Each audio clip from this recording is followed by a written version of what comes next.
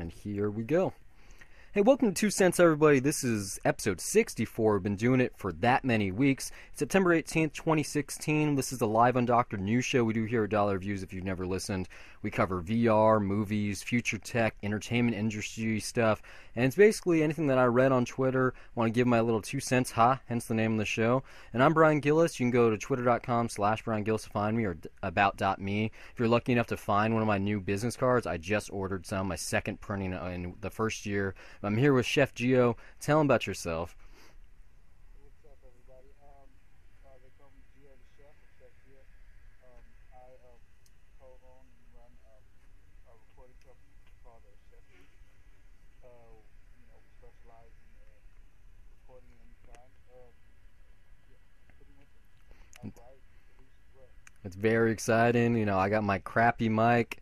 I got my bad setup on Audacity, and I got someone on the show who I know personally who's on the higher scope, the better side of the spectrum. So it's really exciting to come down to my level. It's like I might learn a thing or two. I love the whole podcast. I'm always happy to be a part of it. Yeah, I remember when last time I saw you a couple months ago. I stayed way too long in your living room. Your sister was getting mad at me.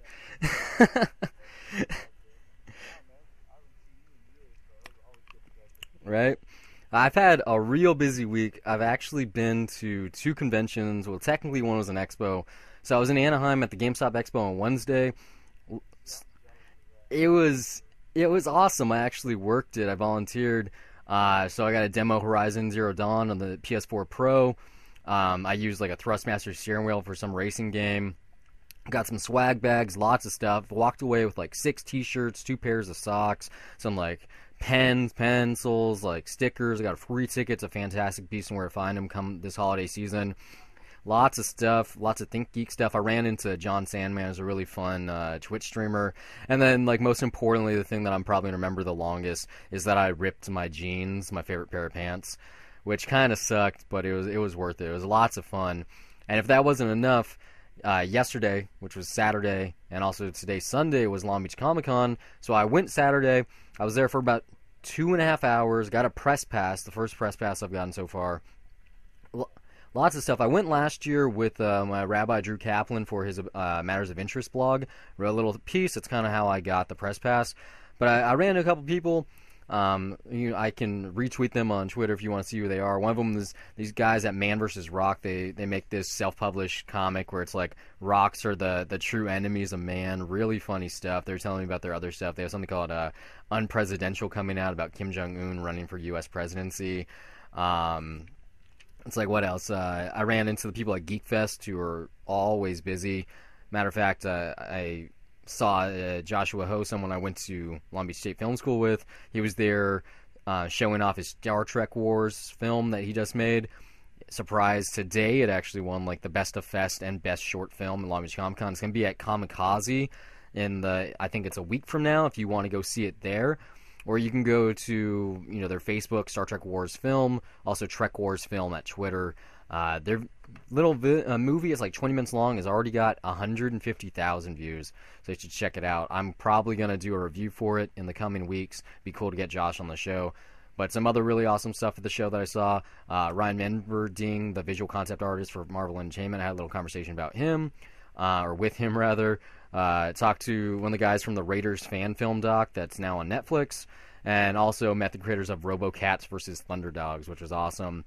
Lots of people there if you've never been. It is not San Diego Comic Con. It is much more homey. So Kevin Conroy was there, though. Who else? There was Troy Baker, the voice actor, Flash Gordon. Lots of people, lots of artists. Dustin Nguyen, who's from the Long Beach area. So it's very homegrown. So between the two of those, just a very, very busy week. There was a lot of stuff that happened this week, too. Before we get there, though, I just got to pimp myself out because we do not have advertising for this show. We do not charge anything for watching our YouTube stuff. If you ever see an ad, that's because someone's trying to take advantage of ourselves, not us. So our other shows, this of course is the news. We have Debt to Cinema. That's probably our best thing. It's where me and Steve every other week pick something off our list of shame that either one or the both of us have never seen.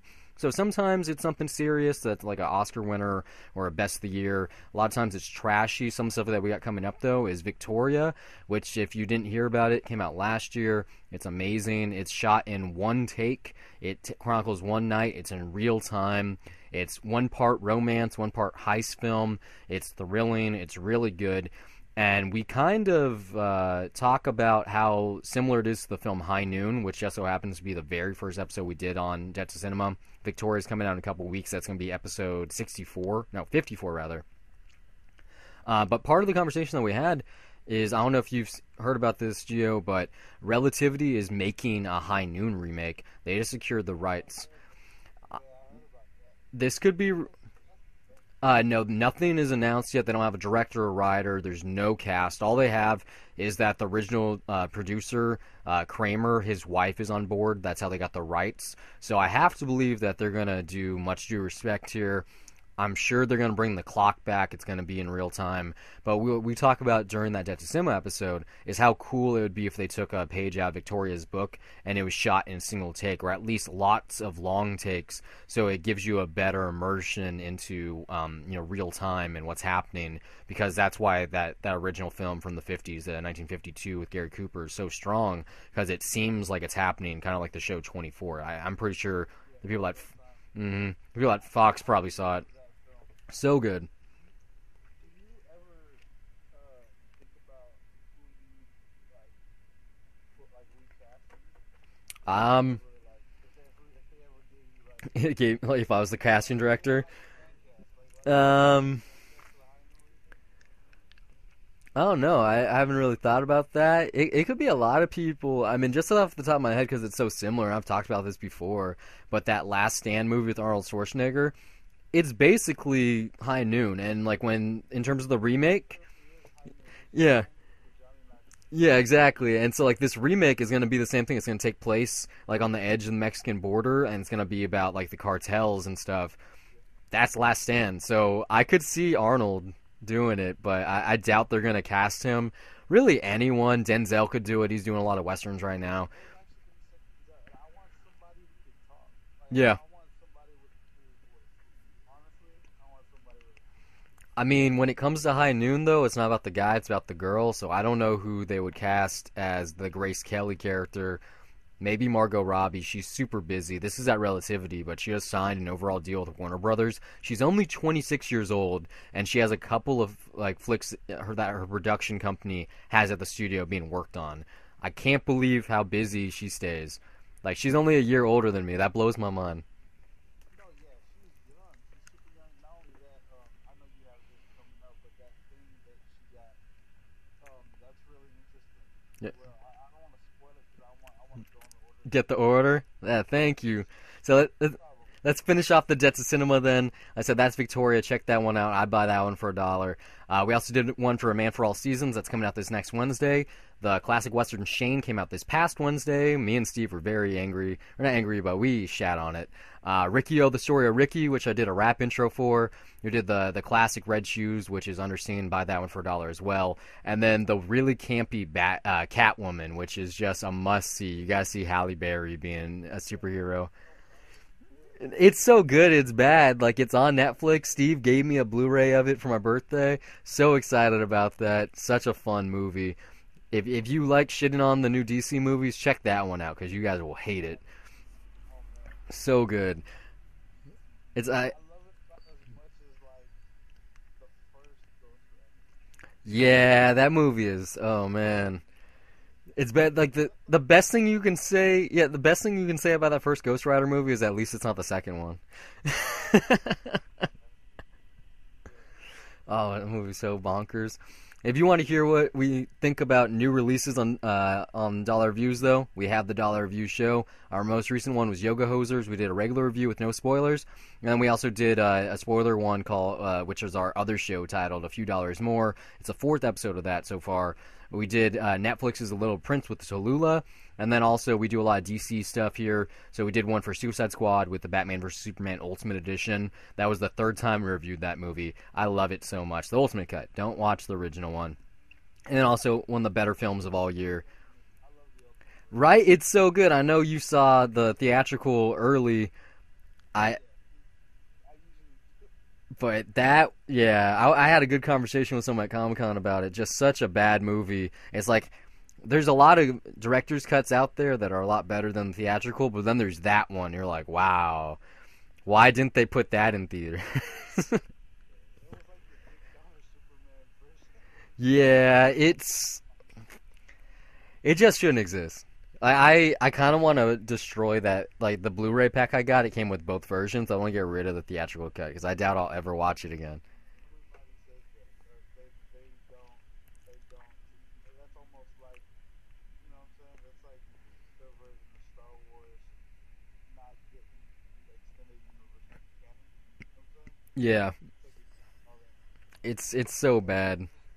If you want to find any of that content, though, the easiest way is dollarreviews.net. We're also on Facebook and Twitter, though, at Dollar Reviews. We have a WordPress. We have a Tumblr. I'm working on getting a Patreon. Blogspot is something that is thought of, or as it's known now, Blogger. But if you want to find us also, we're on Google Play Music. If you want to listen to our stuff, we're on a ton of platforms. Google Play Music, like I just said, iTunes, Pocket Cast, Stitcher, TuneIn, YouTube, SoundCloud. If you can think of it, we're probably on it. If we're not, let us know, and we'll try to get there. But here's the show. We're going to start with some headlines. The first one, the big one this week, is about Star Wars Rogue One, or Star Wars Tale, whatever the hell it's called. There's trouble yet again. They had Alexandre Desplat doing the scoring.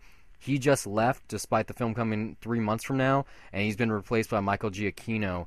Huge Star Wars fan. He hasn't done a lot of live action. Mostly works with J.J. Abrams, so this is a non-issue. You've probably heard him if you watch Pixar movies, though. That's probably what he's most known for, or the TV show Lost. I don't know if this is a bad thing, but you got to remember just a couple. It really isn't. I don't think it is. It's weird though because usually, the composer doesn't leave a project this late into the release. It's only like 2.5 months from now, and even worse off. Supposedly, the reason why this composition change is happening is because the tone was shifted when they did the reshoots a couple of months back. So there's been a couple of problems in production now. This is only going to make fanboys more apprehensive. I know Steve on Twitter was talking about it. A lot of people were with them. It's like, I'm not sure if I'm going to love it now. Maybe I'll even hate it. I know I'm going to go see it opening weekend still, like a lot of people, but it's gonna set it up for an easier fall probably. Well, no, see, here's the one thing that a lot of people usually get. Like, it's like a misconception. Hmm. Now, granted, they're probably adding music because of the reshoots, but the reason why they're probably switching composers is because the other composer is like he know there was going to be reshoots and he Yeah, already moved to another project. that's actually what happened. Yeah. Yeah, I'm almost positive, and that means I don't think they're gonna redo what he did if it tonally matches. You know what I'm saying? But it's I think like, they're just gonna add music. I get it. Like, you know what I mean? As a musician, like, I understand why everything's happening. So I'm not worried. I feel like when it happens like that, a lot of the times people like it happens more than people think. It's just that it's not so publicized. yeah, the same thing goes for the reshoots on this movie. Like every big movie gets reshoots. For this one, the internet had a field day with it. No one was shut up for like a whole week. I read so much stuff, not even just like on Reddit and stuff and Twitter, but on Variety and THR. Like everyone was talking about the reshoots, and this is just a similar thing. And it's all working out for Disney because there's no such thing as bad press. Exactly.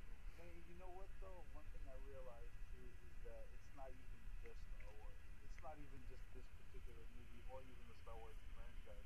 It's every tentpole franchise because everything's franchised at this point.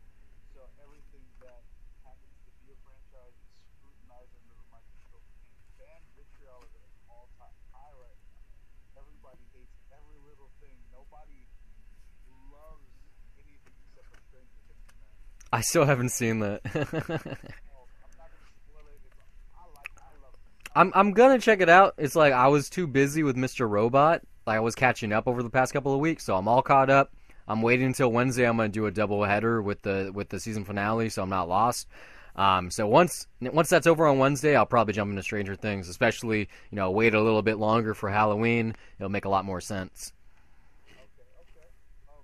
What are you gonna talk about in Netflix shows on the TV? Because I can wait.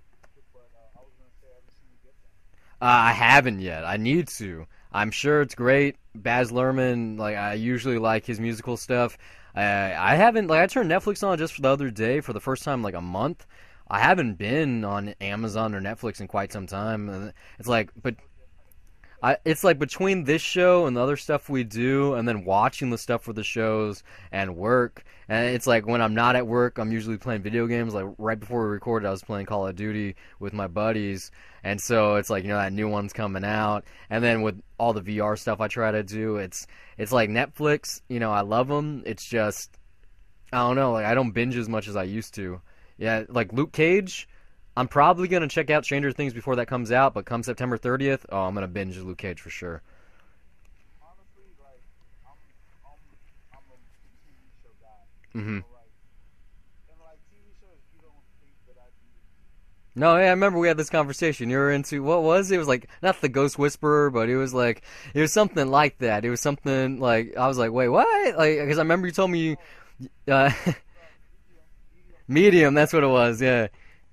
No, not only Medium. I love Gilmore Girls. That's like my jam. Like, I've seen a couple episodes. I checked out the pilot when Netflix announced that they were bringing the show back, and I might watch the year and whatever it's called. I might check that out just because. I'm definitely. Oh, I know you're gonna watch that. Yeah. I love the fact that they're bringing that back. But no, I watch anything that show, the creator of that showrun. So that Bunheads. Um, I'm into like just TV shows in general. So like I'm definitely watching that. For me, it's usually just I'll binge when I get home from work just to unwind. So Yeah. I'll end up seeing like 2 or 3 episodes a night if I can, just to like kind of unwind from all the media. That's how I was with Dawson's Creek when I was balls deep on that in college. I would watch like 3 or 4 episodes every night. I was addicted for a while there, especially like when I got to season 3 when it got real good. I couldn't like I would stay home instead of going out just to watch Dawson's Creek. And I'm kind of that way with Kevin Williamson. Like I'll check out any show that he's worked on. I still haven't seen an episode of The Vampire Diaries, but I have to imagine like if he's attached, like it's got to be a little bit good. Like even like Scream 3, like that's not the best Scream movie, but he still helped out on it. So Yeah. I got faith in him. I actually like Scream 3. I like Scream 3 better than Scream 2. I Really? like, yeah, but I actually like Scream 4 more than I thought I would. I'm gonna rewatch that. I'm probably gonna watch the series this Halloween because I haven't seen them in a while. The reason why I really like Scream 3 is because the way that it wasn't a forced tie together. It really wasn't a, what I'm saying? Everything. Don't lie. It's because Janson and Bob were in it. Don't even front. Yeah, I'm sure there's that. And I actually haven't seen Yoga Hosers the way that I want to. You should check it out. It's pretty cool. Like I said, we did 2 episodes on it. I really liked it, like for what it was. Like I'll watch it again when it hits Netflix or whatever. That actually feels good because if you liked it for what it was, then Hmm. no, I'm not gonna. No, yeah, I think it's gonna be hard to be disappointed. Like it's not the funniest thing ever. It gets really weird towards the end, but it's I like knew it was gonna get weird. exactly. It's a weird movie. Like the monster in that movie is fucking crazy. But it's like a fun little like compared to Tusk and what Moose Jaws is gonna be. This is a good little like vacation in between. And they don't. It's like an 88-minute teen movie. Well, it's kind of a teen movie. That's kind of what I wanted to see. Also, like I heard it was like a critter movie, and I really Yeah, like critters. So like, it kind of is. It tries. It tries to be a couple of things, and it's not great at any of them. But it's worth a watch. Like it's gonna. that's what makes it good. That it's not great at any of them. No, yeah, it's like it's middle of the road. Famous filmmaker name with his daughter in it. Famous other filmmaker daughters. Um, it's fun. It's Understood. But hey, I'm all for that. I'm all for that. So yeah, no, I actually like Scream 3 because a I really like Scott Pope. I'm not gonna lie, he's a dope actor. Okay, was that the director? yeah, Yeah. Yeah, yeah, I really like him. He has depth to him. Um, but the fact that it made more sense than I thought it would. Yeah, it totally makes sense. Like it's a cool little twist at the end. Probably one of the better killer reveals in the franchise. That's actually my point. Like two wasn't bad. It's just that I feel like no, I actually like two a lot. I like two a lot too. I actually like all of them. But Have you seen the TV show? yeah, I like that one. I have to check that out because I know it's on Amazon. I gotta check. I think it's on Netflix too. I need to check it out because I'm interested. I think Wes Craven directed the pilot. Rest in peace. Got to give that a shot. But talking about TV, we're just talking about Star Wars. Star Wars is actually coming to TV. Turner just secured the rights to the Star Wars franchise for over $250 million. No one knows the actual price point, but it is in the nine digits. This includes 10 films from Disney and then the first one from Fox. So it's counting all three trilogies plus the upcoming standalone films, which means Rogue One and also the Han Solo story. And they're going to have the basic cable rights until 2022. So this is going to appear on their TNT and TBS stations, and it's going to begin with an original trilogy marathon, I think on September 20th. So just in a couple of days here, later this week, they're going to have it, which is just insane because when you remember that Netflix has a deal for theatrical releases until like 2018. Starz has the pay TV rights for Star Wars. Like I think Episode 7's on there already, or it's about to be. With all this coverage it's going to have on TV, on the internet, and streamers, this is just priming Disney to make even more money than can be imagined. I have to think that Episode 8's going to crack like 1.5 billion worldwide its opening weekend. Like it's gonna be huge. Like all the kids that have been rewatching episode 7, they're gonna go again. They might have lots of repeaters. But Rogue One's still gonna be it's gonna be the one. We're gonna see how that one does. Yeah, yeah, no, I agree with you, and yeah, I'm sure you've heard the rumors of them bringing a Star Wars original Star Wars TV. They've been talking about that seriously for like a decade. I remember when the rumor was that Lucas was going to sell the rights to HBO because they could make it look like a movie every episode because he wanted it to be like $1 million budget per episode, and that like died real quick. And like the closest thing they have to original TV show is that Star Wars Rebels, yeah, which they like incorporate into the movies. As like one of the characters in Rogue One is from Rebels, I think. So Yeah, it's what a key character. yeah, so they're playing with that kind of stuff. But I'm not crazy Star Wars fan like that. Like last year at the Long Beach Comic Con, I went to the Star Wars panel. It was really cool. They had what's his name, Scott Whitwer from Smallville, and he like the Star Wars Force Unleashed games, and he does voice acting on the Star Wars shows too, and a couple of writers. Like it was a really cool panel, and I nerdgasmed a little bit there just to see him. I was like, hey, that's Doomsday from Smallville. Probably no one else remembers him from that, but I do. Um, I remember that. I love Smallville. I love how Smallville was a precursor to what we have it nowadays. really is. I got a Smallville poster up in my room right now. I found it the other day. It's such an old poster. It says New Tuesday and KTLA 5 WB on it. Like that. It's not the CW. It's not. This poster is old. This poster's so old. Michael Rosenbaum's on it. Oh, that's so sad. Poor Michael Rosenbaum. I'm sure when they were casting Batman versus Superman, he balled his head up back real quick. Oh, like the funniest thing about him is that after Smallville, after he left because he didn't want to be Lex anymore, they got him to do the Flash on like Young Justice and stuff. Like he kept on voicing people in the DC animated universe. Like so he's in touch with those people. If like I'm sure you've thought about this before, maybe we even talked about, but like, I've talked about it on the show a couple of times.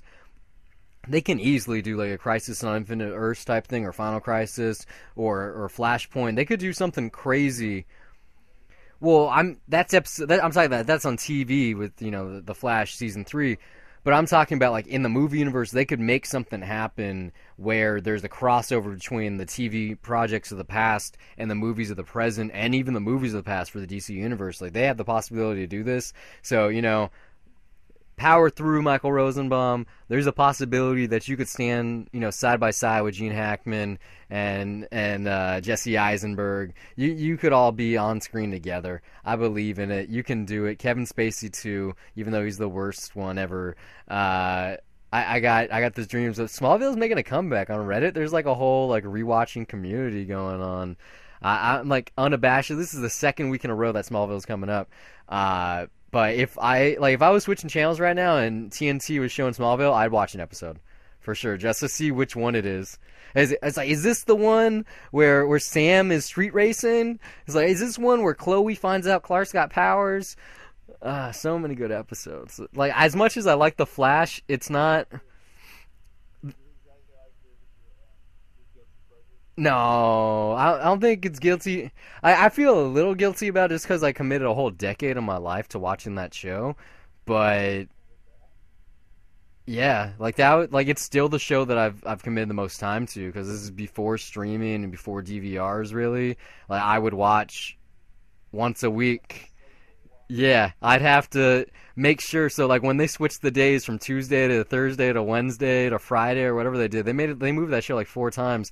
I only missed like I think 2 episodes the entire time I watched the show, and I got real mad. No, like I can't like I had like a music recital or something and I missed the episode Chloe found out Clark had powers. I was so mad. Like that was one of the bigger shows. I've seen the rerun, but like it's probably my guilty pleasure just because I know it's not good, but I watched it for so long.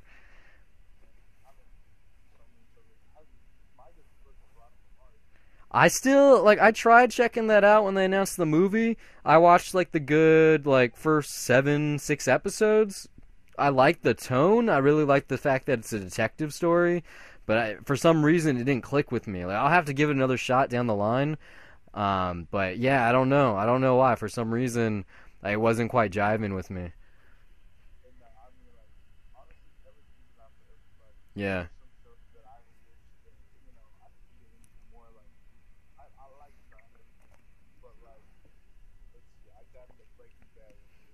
I couldn't even do Breaking Bad. I tried. I tried hard. Same thing. Like mostly AMC, they rubbed me the wrong way. The only show I've watched like while it came out on their station is Preacher this past season, and I don't even know why. I didn't really even like it, but like I get it too, but coming from someone who read the comics, like I look at what it's in those pages and I look at the TV show, I'm like this isn't even the same thing. This I know they just started the comic. That's why I was so mad. I was like, I watched 10 episodes. I committed like 8 hours of my life to this, and the whole first issue is this whole show so far.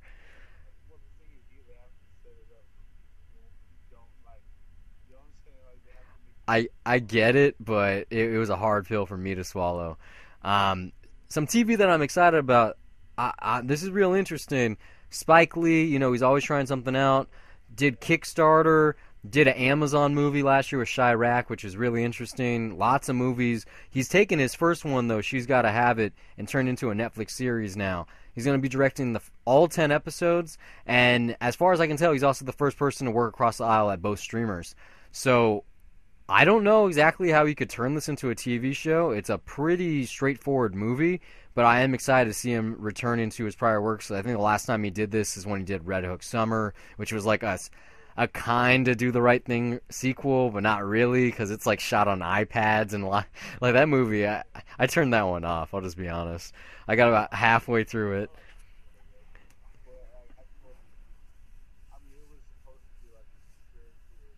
It wasn't even close. There's people without acting talent, no experience, jumping in. Like one of them was supposed to be a filmmaker. It was like in church. It was pretty weird. But then like I watched his vampire movie that I can't remember the name of right now. His Kickstarter movie. That was much better than Red Hook. And what was cool about that too was Rami Malek, who just won an Emmy tonight. He's in that, and he's dressed so well too. Like every outfit he has in that movie is kick ass. That's kind of how he is in person.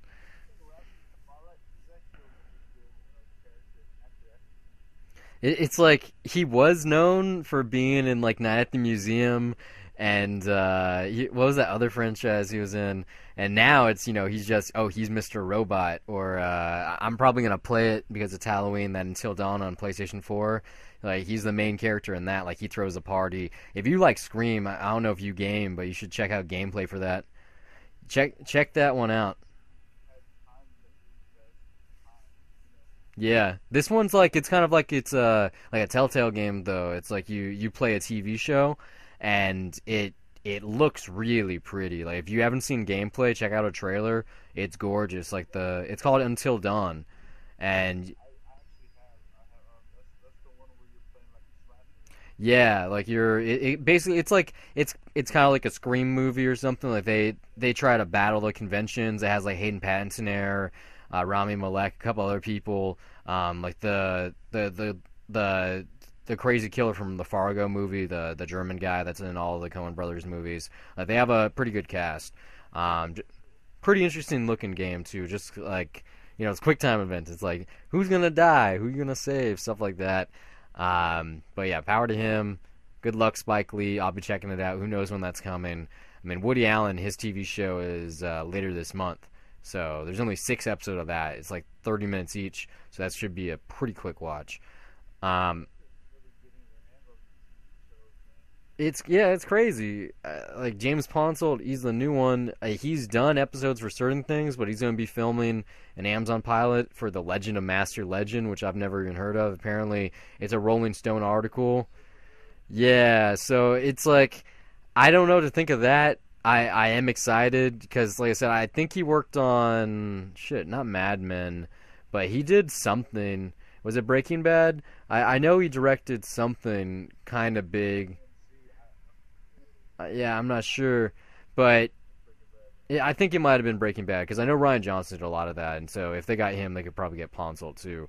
But he's got a good amount of stuff coming out right now. The Circle's in post production. I think that's going to probably be in theaters either later this year or early next year. And then he's starting production on I Want My MTV, which should be pretty kick ass.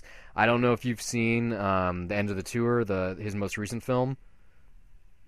You saw that? Yeah. So me and Steve loved that. It was both of our favorite films of last year. And I can't wait to see what he does next. Even though this one's not going to be original, this is an adaptation, and so is the I Want My MTV thing. Yeah, but you know what? Like, it's really risky. Like, he really switched caps very well. Yeah. So I'm not even thinking about it. But yeah, like so many people already like you said, Spike Lee, who else? Who is that? Kevin Smith, Buffalo Bonds, right? He was also Well, I directing mean, that. he's so busy in TV. Like those are the things that don't even exist yet. Like right now, he has Geeking Out already and Comic Book Men, and he had spoilers. Plus, he has Fat Man on Batman on YouTube, and he has like Screen Junkies. Like he's so busy. I don't know how he does it. Like all that, like in conjunction with his live tours that he does and his Comic Cons, doing like the right? Like, and he does like 4 podcasts a week or whatever. Like, I can't imagine. Like, I do so little compared to what he does, and I don't have the time for anything. Like, and he's raising his daughter and making movies. Like, oh man, like that's why he wears hockey jerseys and shorts because he's too lazy to put on real clothes. Maybe like he doesn't have the time.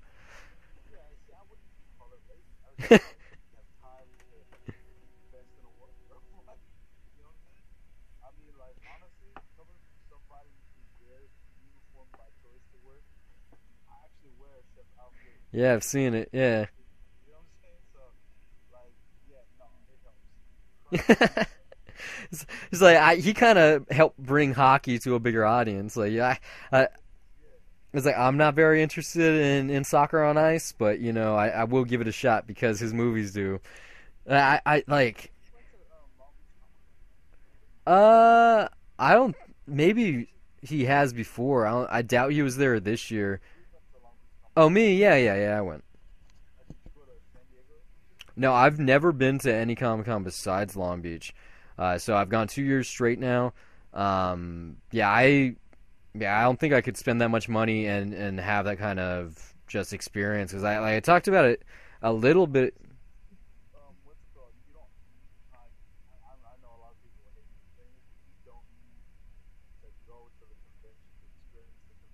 Oh yeah, for sure, for sure. Like if you follow some good people on Twitter or you pay attention to YouTube, you can watch like all the panels, just not the exclusive footage, and then that footage is in the movie a couple months later anyway.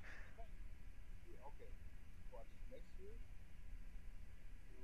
go down to San Diego on the Wednesday, Uh-huh. or even on like you go downtown. If you go downtown without a plan, you will end up doing something. I'm sure. Like I remember the year Tron Legacy was shown off at Comic Con, they turned like a whole building downtown into a Flynn's arcade, and I wanted nothing more than to be there. I was so jealous. I Yeah, I got you went. Yeah, I got lucky. They like basically took the arcade on tour. They put it in California's Adventure for a little bit, and I was able to go for like a Tron special night.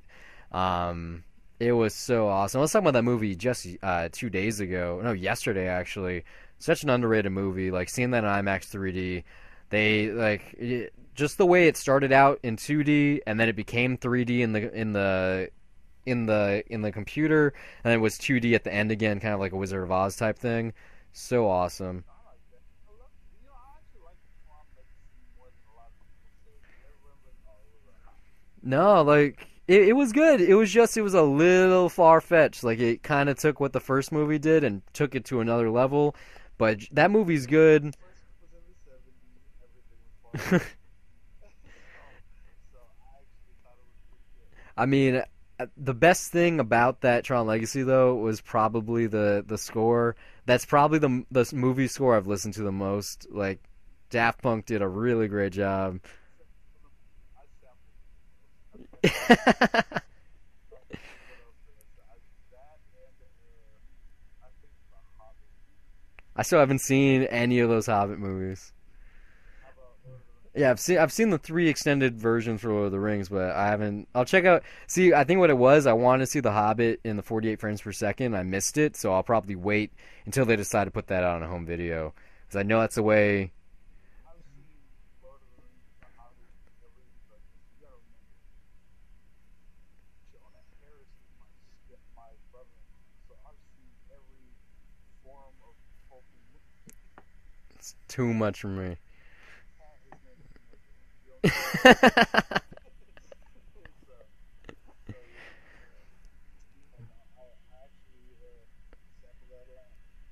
But yeah, when it comes to like music, I end up doing a lot of classical music and stuff. So like, I just did like I probably have an excuse to make a Stranger Things beat tape. I've seen some of those already. Like I've seen some remixes. I know at the Emmys before the show even started, they got the Stranger Thing kids on stage, and they did like a Uptown Funk like lip sync or something. I'm sure there's video of it. It's probably really cool. Like, Lip Sync Industry got pretty strong. oh yeah, it's like Netflix doesn't have any other kids, so they got the money. Like Netflix is in the top five winning networks now. It's like number one was HBO, two was FX because the OJ Simpson show. Number three was Amazon. Two was shit. I don't remember right now. And then number five was Netflix. Netflix got the least, but they're still in the top five. And then they only had like two. They got like one. They don't release they don't release the numbers. Yeah, they're really weird about that. They're gonna have to at some point, just because like no one even knows how many subscribers they have. Like no one they keep it all internal, and then I don't even know what they do with it. Like they have to a certain point use the statistics to figure out what they want to renew and what they don't. But then they're like they don't even understand that either, because Ben Mendelsohn won an Emmy for Bloodlines tonight, and they just canceled that show earlier this week. So they're like real confused. He's a great villain. He's a great actor. He's gonna be the bad guy in Spielberg's Ready Player One next year. Well, it's technically it's 2 years. It's a year and a half from now because it's gonna be the beginning of 2019. Or is it Christmas 2018? Yeah, yeah, it's holiday 2018. They're already shooting it though. I'm excited for them. I'm so excited. So I've read that book twice. I'm like crazy excited. If I wasn't being weirder this year, I should have done the casting call. It's just I didn't want to shave my face at that point in time, so I didn't, and then I missed up. But Ty Sheridan, great actor. He's on the rise. I'm sure he'll do justice to the character. Um, have you followed VR at all? Have you experienced any virtual reality? Yes. What? So I really dig it. Every time I'm at like when I was there, I did the strangest things when I was crazy. What have you done so far? Like, what headsets have you used? Use Oculus, HTC, Sony, Google Cardboard? Oculus and Sony, Yeah. Oculus and Sony so far, and I think Google Cardboard is that's one of the great things about like the Comic Con the outside stuff. Like they have like whole booths of like just stuff like that. So it's awesome. So Um, you're buying into it. You enjoy it for the experiences. Have you watched like yeah, a 3D movie on one or anything? I watched the 3D movie and it kind of makes you want to crap your pants. Like it's a really immersive, but and at like a certain point, your body starts to like it doesn't. It's not so much that you get like you know that it's like a movie, but like it's so immersive that like you can almost feel it touch your genitalia. You know what I mean? Yeah, When I definitely know. when your eyes see one thing, like and your ears too, the two senses that pick up the most info. It's really immersive. If you have headphones on, You it's kind of really you have to do headphones now. Like if you're doing VR with speakers, like nah, like you should know better than that, guys. Don't be silly. earbuds is what I'm saying. Like Well, like it's like when you do it like that, where it's almost like a surround, and it's like because like that plays into the 3D thing in a big bad way. Like for example, if you don't have surround and you're watching like YouTube like 3D video, it, you'll totally lose the effect.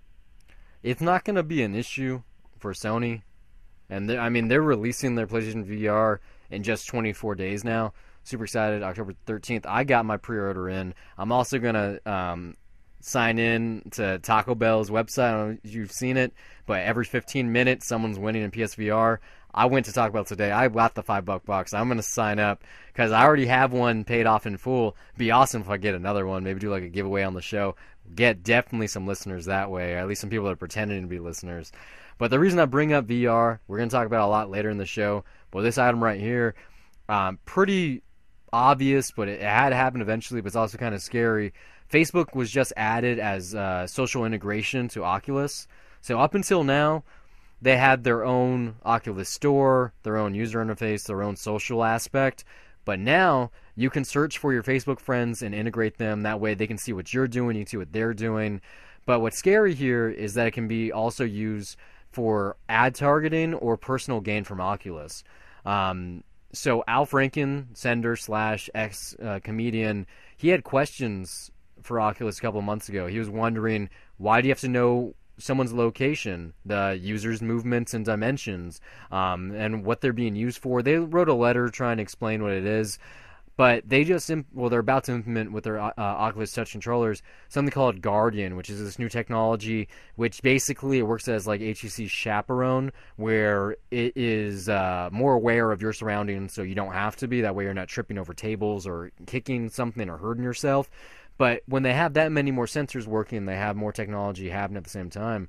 That means that there might need further oversight because they've said time and time again that they don't share these kind of statistics with Facebook. This is solely for internal development so they can, for instance, know what time zone you're in and what currency you're using. So the stuff on the store is set to the standards in your country. But then at the same time, like if you look at what Google does with tracking, they always know where you are. Apple does similar stuff. Oculus is probably going to be sharing this with Facebook because anyone that's ever been on Amazon and Facebook knows the ads can be scary accurate. Like, you might be interested in this movie. You're like, yeah, I just saw the trailer for that yesterday. Like, I am interested. Very specific. It gets Right? Like, they know your cookies. They know exactly what you're watching. so like for example, I'm watching like let's say Buddy Guy, like skateboarding video or whatever, Mm-hmm. and I will get like a Waves Pro Tools plugin ad. You know what I'm saying? Like of something that I hate. You know what I'm saying? Yeah. And yeah, it gets creepy. You know what I'm saying? And then like, oh, I'll get let's say because I was doing some. I was gonna do a YouTube video, one of those YouTube videos for like artists that they put their whole mixtape or the whole Yeah. album on YouTube, like a 2 hour. Like so, I searched whatever it was. I was searching the hitmaker or the hit. What was I forgot what it was called, but it was like a video editor, and they, you know what I'm saying? I googled it. Uh, the ad for that was popping up. So yeah, it's terrifying. It's like it's scary to think about who's listening when, and when Oculus is owned by Facebook, and then they also own like Instagram and so many other things. I I'm not gonna say I'm happy I'm going the PlayStation route, but it does make me a little less scared because if someone, like, say you were on your Oculus Rift and someone were to hack into your stuff through some game or whatever, they could potentially hack into your Facebook. Like, they could have access to just about everything. So it's like privacy and security is going to be one of the big things that when it comes to virtual reality, or especially augmented reality.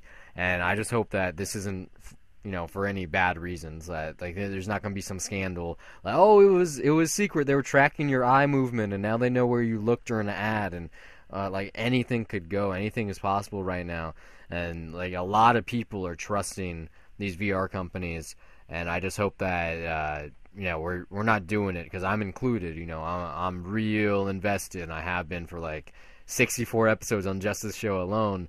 That I like. There's so much going for VR right now that if one bad thing were to happen, the news wouldn't shut up about it. Like, look at those Samsung Note 7 phones. Like, they're like 70 have overheated, a couple have caught on fire. Samsung implemented the recall before the government even made them. They did themselves, and everyone is making jokes about it. Like, they're gonna have such a hard time coming back next year that if VR had something similar happen, I'd be real sad. Like, I'd probably have to talk about it for like 5 months on the show. To like, another day in the VR watch. What's happening? Yeah, but when you explain to me what they're doing, it's just all I hear is Spanish.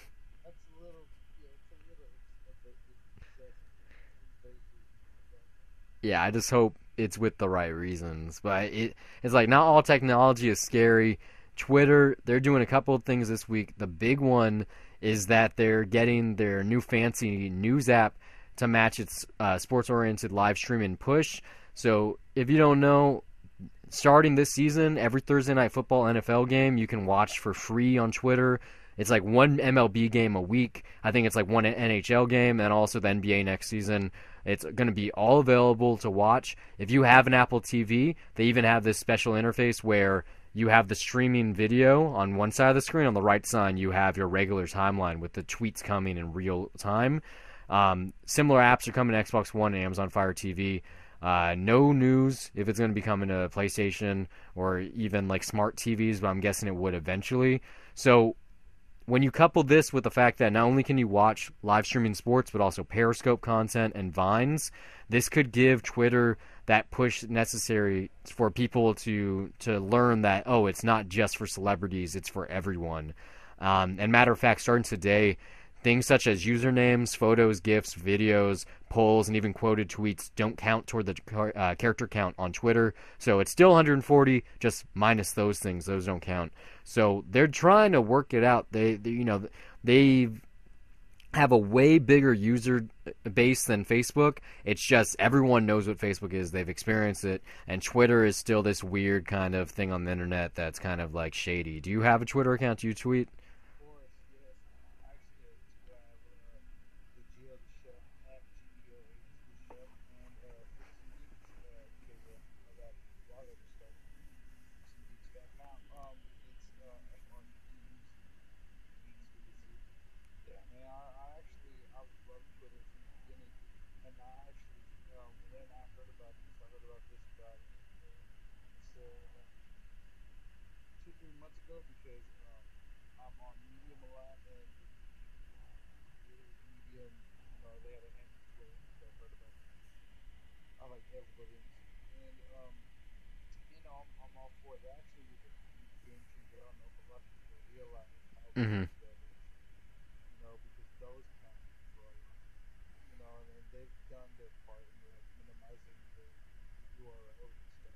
Yeah. You know, free TV is so long, people, man. You feel me? Oh no, no, for sure. Like our hashtags here, most of them are short. Like Death to Cinema is short, 2 cents is short. But I'd buy that for $1. Like that's a lot of characters, man. So like if I'm trying to put a video up plus the hashtag plus someone that I'm tweeting at, like that's already the characters. I can fit like 5 more words in maybe. And not only that, like for example, you can actually capitalize a bunch of things now. Yeah, no, it's not going to count. Yeah. Yeah. So yeah, that's supposed to start tomorrow. That's why I remember. Maybe it's even right now because it's September 19th, so it could have been implemented. Like out of just curiosity. Nah, I'll do it after the show. But it's probably gonna be live by the time we finish recording, which is awesome because I've been on Twitter since 2009. I read tweets more than I tweet myself, but I feel like I've been on since 2007, but I don't that's know. still that's basically the beginning. Yeah, no, I was there because I remember when it was called like it was called Twitter, but like everything was in like Roman times. Like it had such a weird font. Like Like when I started using Twitter, I mostly was just on my phone. I would just text because I didn't have mobile data yet, so I would just text my tweets, which I still do when I'm lazy. Like I still get tweet notifications for like Scott Snyder, not Scott Snyder, wrong Snyder, Zack Snyder, like Brett Easton Ellis, Kanye West. Like certain people, I get text messages so I don't miss one of their tweets. I'm Um, actually a notified by that either. I do that Oh, too. I've met him. He's awesome. I wish I don't think I had business cards the night I met him because he, what was it? It wasn't Kamikaze. It was WonderCon. So I was with some friends. It was one of their birthdays, and we went to the Ritz in downtown LA. And he just so happened to be there. So was like Chris Gore and Tom King, who's writing Batman right now. So I'm the day before Tom King was announced as the new Batman writer. I shook his hand and Scott Snyder's, and this was the weekend that Batman vs Superman came out. So I got to talk to him about it, even though he hadn't seen it yet. But yeah, I didn't have my business cards on me, so I doubt he'll ever find the show. I'll just have to hope I see him again and be like, "Hey, I would love you on the show. You should come on. You should come talk Batman. A skinny man in Batman." I actually have a Batman comic signed by Greg Capullo. Oh, that's cool. He's fun on Twitter. Have you read All Star Batman yet? I still haven't. I need to pick up that first issue. I'm a little bit behind. Like I started the not Flashpoint. I started Rebirth, so I'm like 2 or 3 weeks in. I'm just waiting for Jeff Johns to drop the next actual issue in the Rebirth line because I'm excited. Like there's such a good cliffhanger after the first of that issue. Yeah, like they're so like they're bringing everything together. Mm-hmm. I forgot with DC continuity. Like you know what I mean? Because technically, Watchmen wasn't DC They're continuity. making it. Yeah, They're making it. I don't know if you saw last week, but shit, what's his name? The guy who played Doctor Manhattan is gonna be Barry's dad in the Flash. So, yeah, yeah. I didn't know I saw that. Yeah, everybody's talking about whether or not they're gonna have they're him gonna back. they're gonna do a rebirth. It's like I'm not your dad, Barry. Oh my goodness. They could do it. Man, They could do it, man. we've seen them make it before. You know what I'm Right, saying? right, right. Like they're gonna do it. Um, but yeah, nah, like I really like the technique. Um, and what else am I like? I'm actually reading what's it called, Batgirl and the Birds of Prey. Is that good?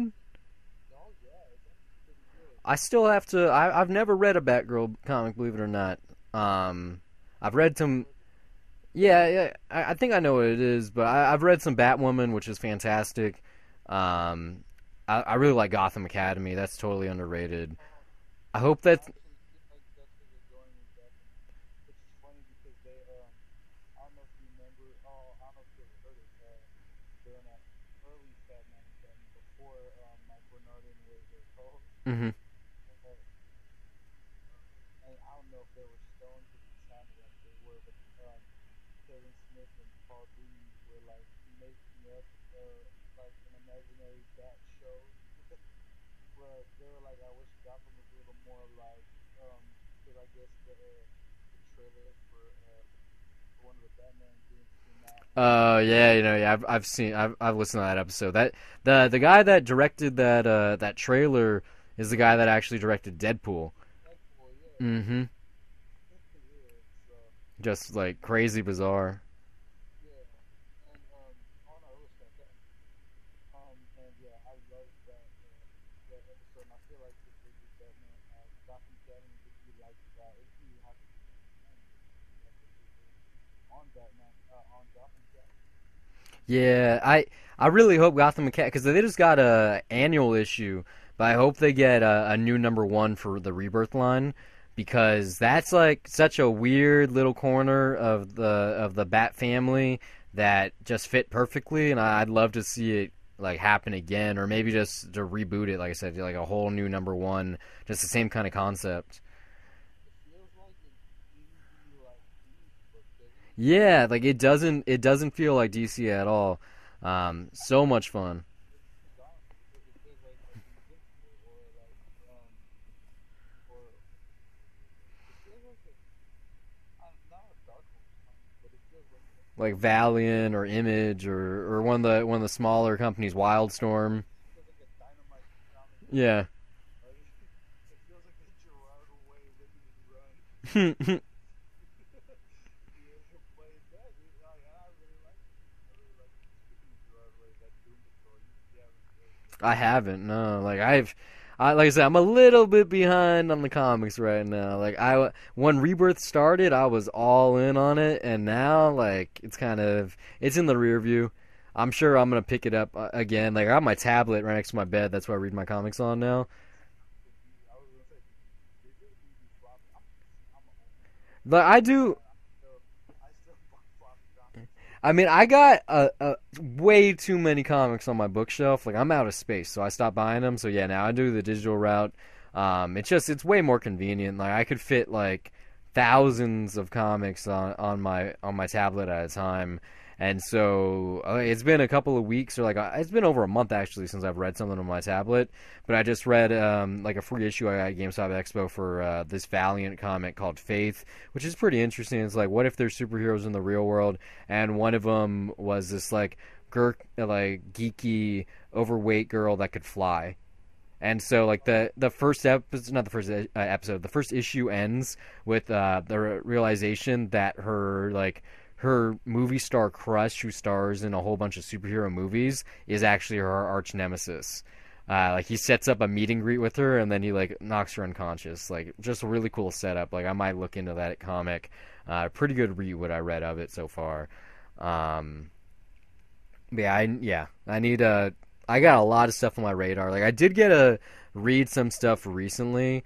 Like I read Jeff Johns' Justice League run the other day. Like when I was preparing for Rebirth, yeah, the one that he did from the New 52. So I read most of that run right before Rebirth, so it would make sense to me, and I really liked what I read there. So I gotta, yeah, I got. It's like when I find the time, like when instead of watching YouTube videos on Call of Duty and what's happening in the new installment, it's like I should just take that time and read like an issue or two instead, because it just you get a way better feel. But most of that Rebirth stuff is so good. So it's not quite as geeky as comic books, but it is in the same echelon. Video games and in particular esports, they're coming a long way. You know, there's rumors that like esports are going to be in the Olympics in a couple of years, maybe 2020 when it's in Tokyo. But UCI just made a big step towards that direction. They've built an esports stadium on their campus, UC Irvine. It's going to be open soon. There's over 80 like state-of-the-art gaming rigs, and it's open not just to students but also the public. They charge $4 an hour. You can just play if you want. You can play LAN with the people in the room, or I think you can even live stream if you have Twitch or YouTube or whatever. This is probably happening because UCI won Heroes of the Dorm last year, which is like the college tournament for Here's the Storm. So they have a lot of esports players at their school. So they've built the stadium that way that the gamers that go there, they can earn scholarships, they can help their tuition, and then hopefully what they're hoping is that in the future, instead of having NCAA collegiate sports, which are only certain people are allowed to excel in because of genetics, that esports could be the next wave, and not just athleticism, but more so for the student level. Really exciting. I know if I was in college 10 years from now, that would be something that I'd probably be looking forward to. Like, imagine instead of going to a school because of their football program, it was how good they were at Overwatch or something. Like, that's where we're going. It's pretty exciting. I feel like this is gonna, like, especially with the UCI bit, I feel like it's going to cause a resurgence in cafes and what they're gonna do. That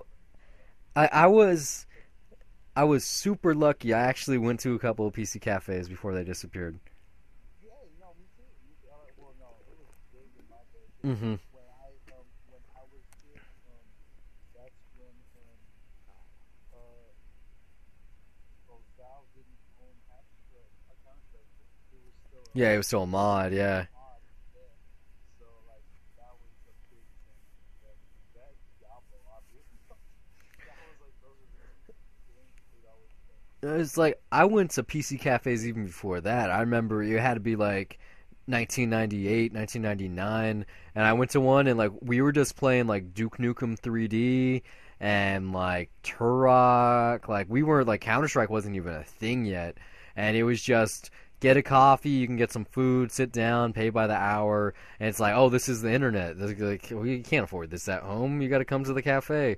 But I could see VR like internet cafes being a thing, because I feel like that too, but I feel like they're gonna repurpose internet cafes to be like more like almost like almost like the arena, like where like it's gonna be multi-console.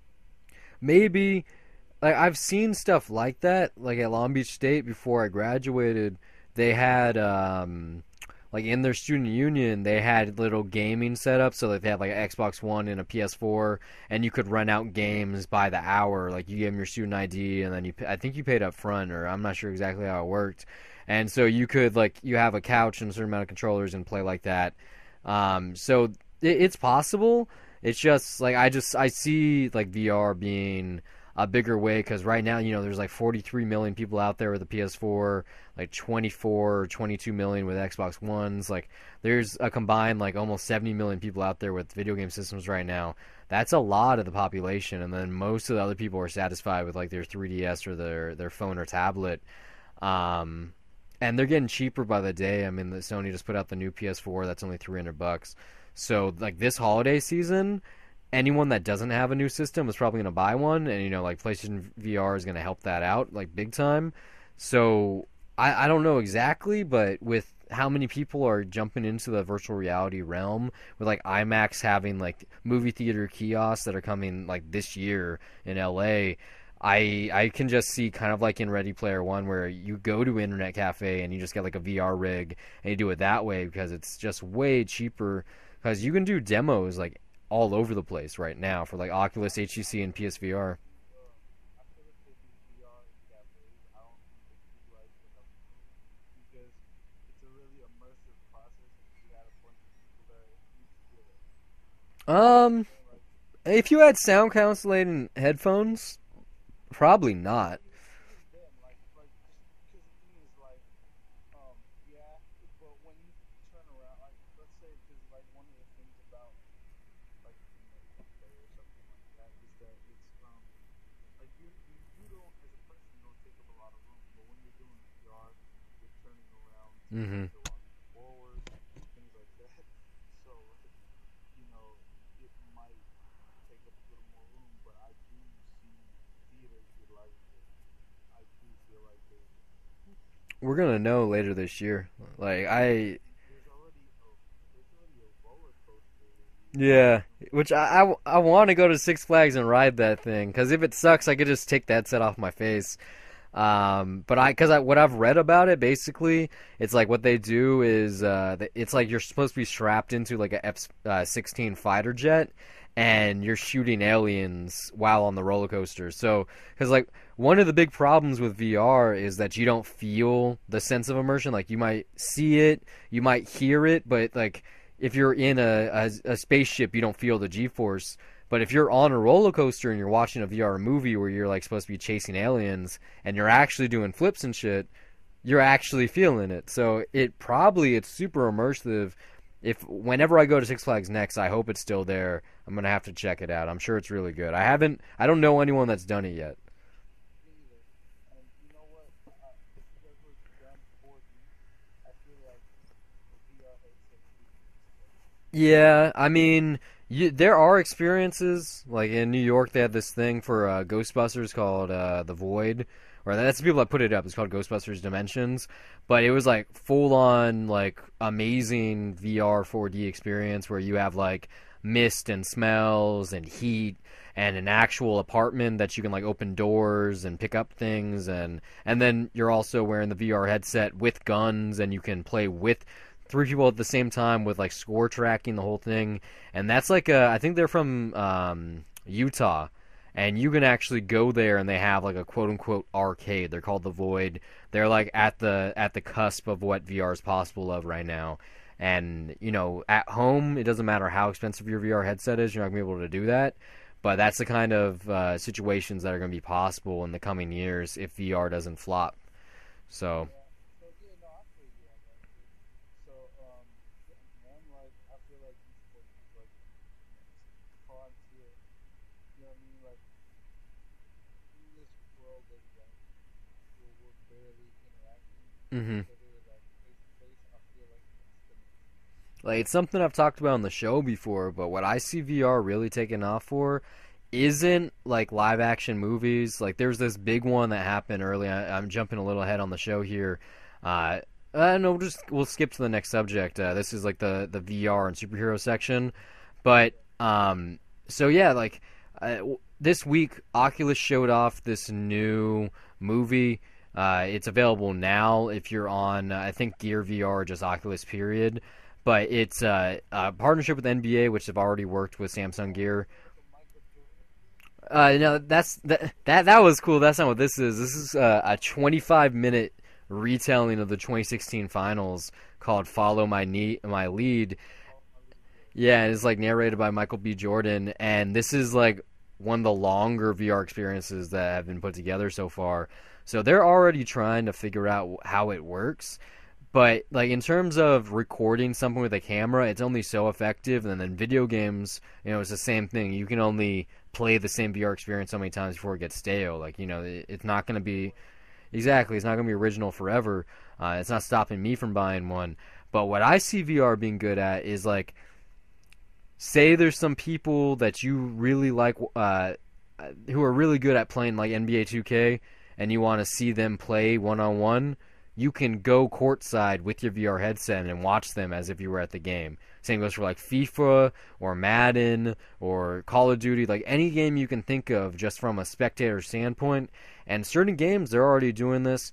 Drive Club VR and PlayStation is going to have a like passenger mode, so you can sit in the passenger seat and watch the race.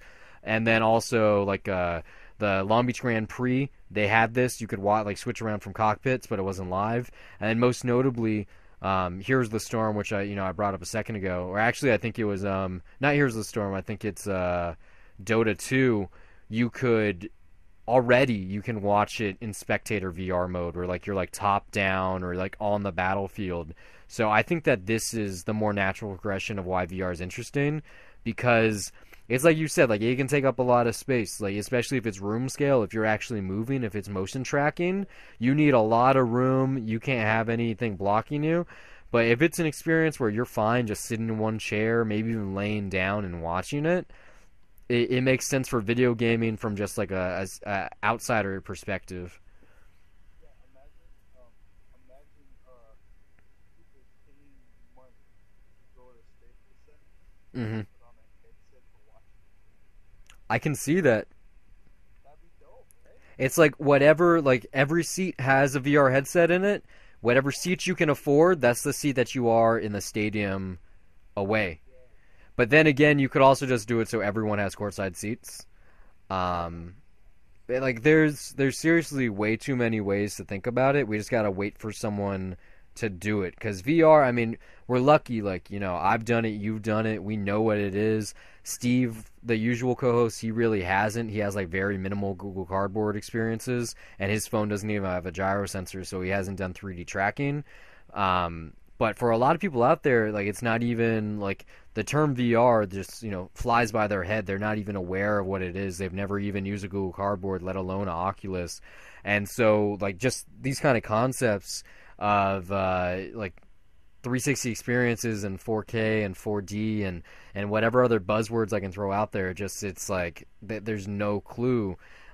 But once you figure it out, once you experience it for the first time, it all makes sense. It all clicks. Like it's obvious. I saw Civil War before this, and now I wish I'd seen it like with a headset. Like you know what I'm saying?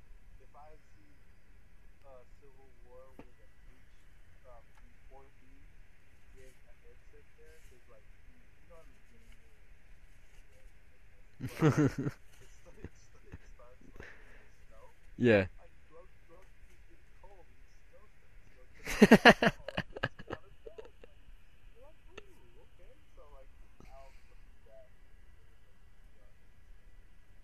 Ooh, like, cause like I told you, sometimes it's so that like when there's explosions or the rumble on your seat, sometimes they have a little heat. I want a lot of heat. Like I'm talking like the Like Transformers. that. Yeah, like the Transformers ride at Universal Studios, or like how the Terminator ride, or not the ride, but how like the Terminator show was. Like, yeah, I want full on flames. Like my face feels like it's on fire. I want to get wet. Like I want to smell things. You ever see the Alien show? Where was that? It was before. It was before the. It was before The Terminator one? Terminator one in Hollywood. I mean, in Orlando. No, I've never been to Universal Orlando. Ooh, Yeah. and I only went once, but the Alien one is so cool. So So I can't wait for stuff because like a lot of people have done Shrek 4D or Honey I Shrunk the Audience or like or even Captain America. I don't care. they all those are basically the same thing. Like a lot of people have done them, but they haven't done VR, and I think it's only got to be a certain amount of years where they replace those attractions with virtual reality or augmented reality. Uh, It's not gonna be that hard. I mean, literally, they have to replace the glasses hmm with headset. I'm sure there's a way to do it. We'll That'd be see. dope. Like where like it's like a pamphlet that you get and you turn into like Google Cardboard sort of. Like that would be dope. And then like they hand you like it's almost like a disposable type of like not phone but like a device where like you know how they gather the headsets hmm the the 3D glasses, it would be something like that. They make sure they distill them and like they dump them in like a trash can that they can recycle. So I just hope we're at a point where there's like a phone that has a VR headset already built into it, and like you can convert it or something, and that way, like it's like well, they have like Kickstarters for it. Like you can get like an iPhone case that turns into like a Google Cardboard. But I'm saying like say Google makes a phone where instead of having to put the phone inside the headset, it straight up is the headset. Like like once we get to that, then everyone like that's the stage where everyone knows what it is. It's like when the iPhone first came out 10 years ago now. It's like no one knew what. Yeah. Well, not even that. It's like people didn't even know what a touchscreen was back then, and now, like, if you found someone didn't have one, you're like, even in Africa, they know what touchscreens are.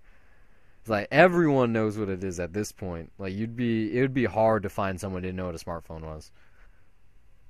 So VR, if I can pray it gets there, and they got the talent involved. Like we are just talking about the NBA, but Queen this week they put out something. They teamed with Google that it's called Bohemian Rhapsody. Yeah, I haven't seen it yet. It's a VR music video. I've seen them already. Yeah, I'll probably check it out in a couple of days. It's It not. I'll look it up. But like, I like it a lot. Yeah. Yeah, I have so many damn VR things on my phone that I haven't even watched. I'll get to a point where I find out about something, I download it, like a little movie or a new app or something. And I'm like, oh, I'll watch it eventually, and I just don't even do it. Like I'm so much more excited about PSVR, where it's like I don't even want to do VR on my phone anymore. Like I'm getting past that point. Like because every day, like I said, there's only 24 more days until it's out, and maybe even less if I win this Taco Bell headset. That it's You make me want to go get a double B already. go to the Taco Bell, man. $5. No, no, yeah, it is. It's that actually. Because I actually got a double B yesterday, and they gave me the $5 off.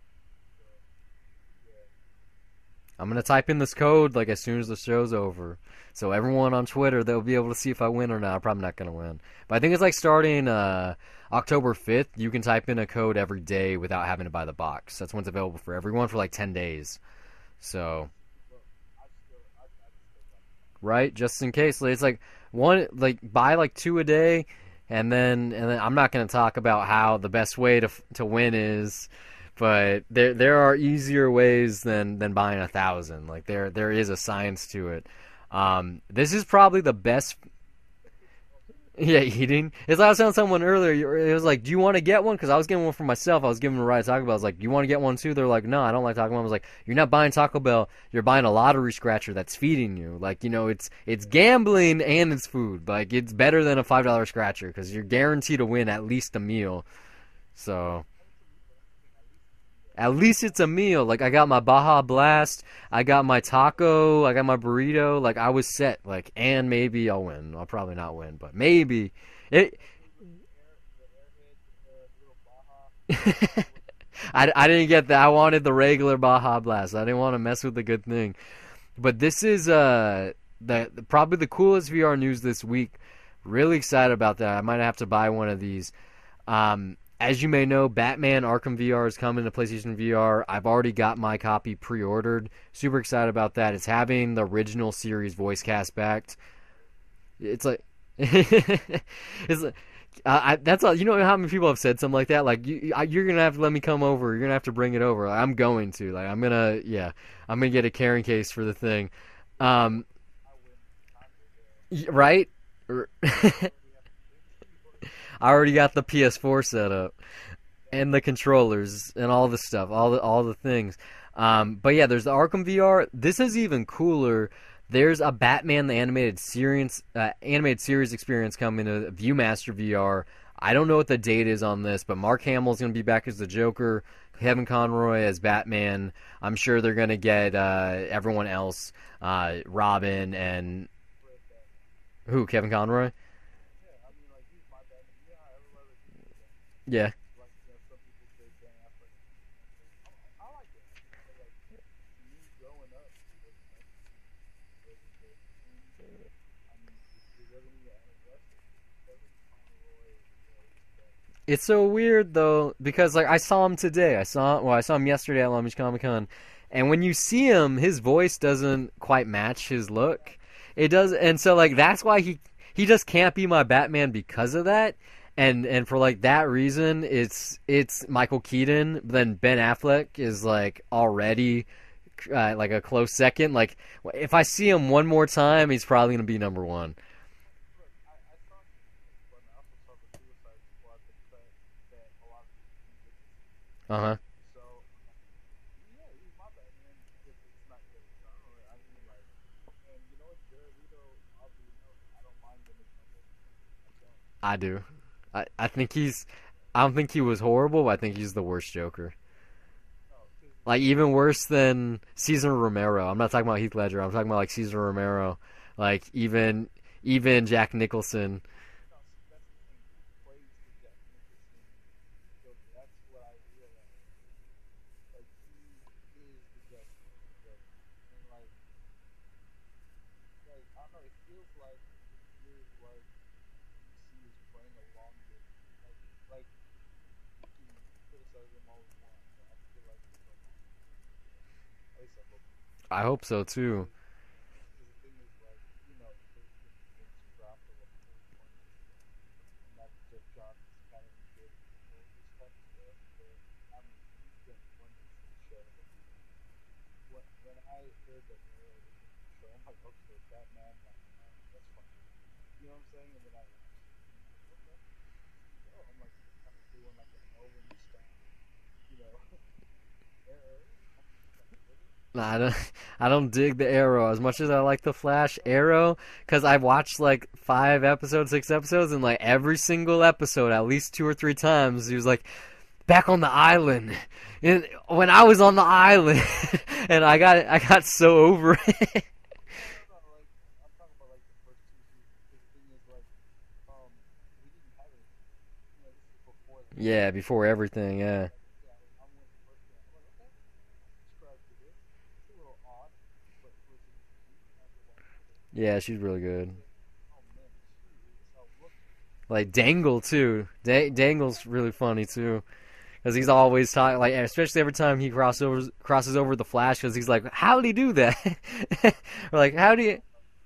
I love the fact that they never like they always want to be like when Barry saved Diggle when he threw up, Yeah, right?